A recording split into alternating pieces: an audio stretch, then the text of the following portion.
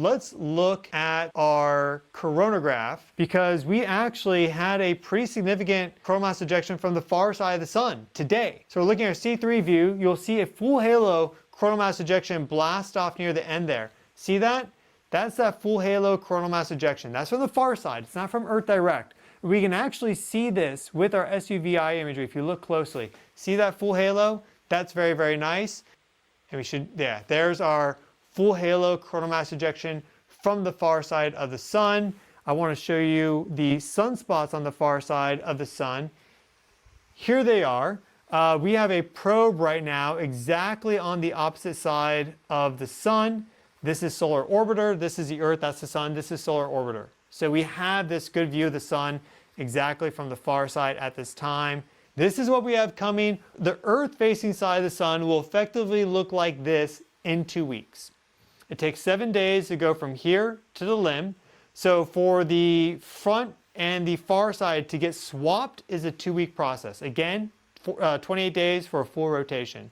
So in 2 weeks time, April 3rd. This is what the Earth-facing side of the sun is going to look like. Because we have some big planetary geometry and 2 comets coming in for April. We have the sungrazer comet, April 4th. So we are going to have the sun look like this right as a sungrazer comet flies in and gets closer to the sun than the Earth-Moon separation distance. And there is a non-zero chance that it actually impacts the sun. You want to see what happens when a comet impacts the sun? I'm not talking a small comet, I'm talking a big comet. Let me show you what happens when a big comet impacts the sun. And it's not just about the size of a comet. Obviously a comet is small compared to the sun. It's about plasma processes, how it destabilizes different electromagnetic circuits on the sun, and that can trigger the ejection of a coronal mass ejection, like the ejection of plasma basically. See this comet, it's coming in, this is 2011.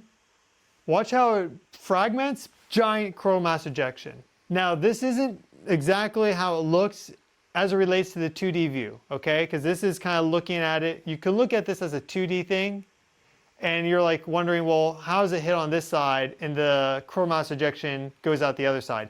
It's actually coming in at an angle like this, okay? See how it's coming in at that angle? And then that coronal mass ejection is launching off at that angle. So this is all far side activity. This is all happening on the sun's far side. But what's happening is the sun has gravity, a lot of gravity. So as you get closer to the sun, it's making you go faster and faster and faster. And your kinetic energy, you have potential energy being converted to kinetic energy.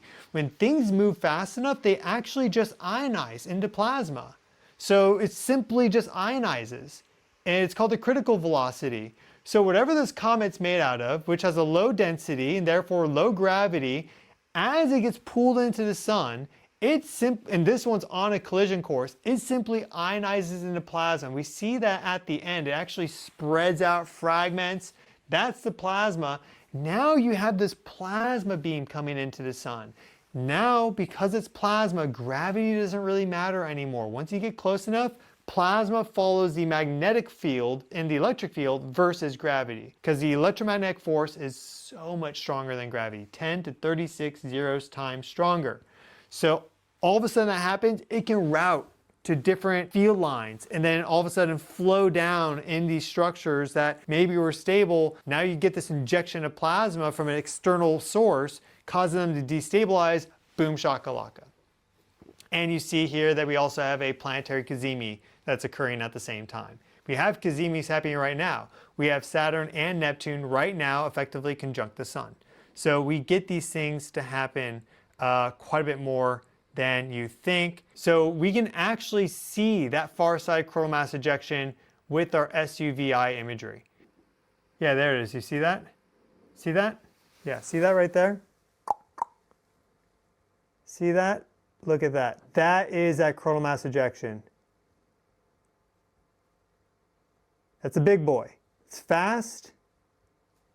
That launched from the far side, showing that we have big activity right now on the sun.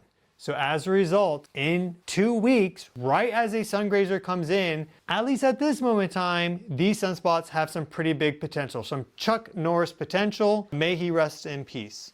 That's happening right now on the far side of the sun. in 2 weeks' time, this is what the Earth-facing side of the sun is going to look like. Right as a sungrazer comet flies in and gets closer to the sun than the Earth-Moon separation distance, and there is a non-zero chance that it actually impacts the sun. Oh yeah, we're cooking, folks.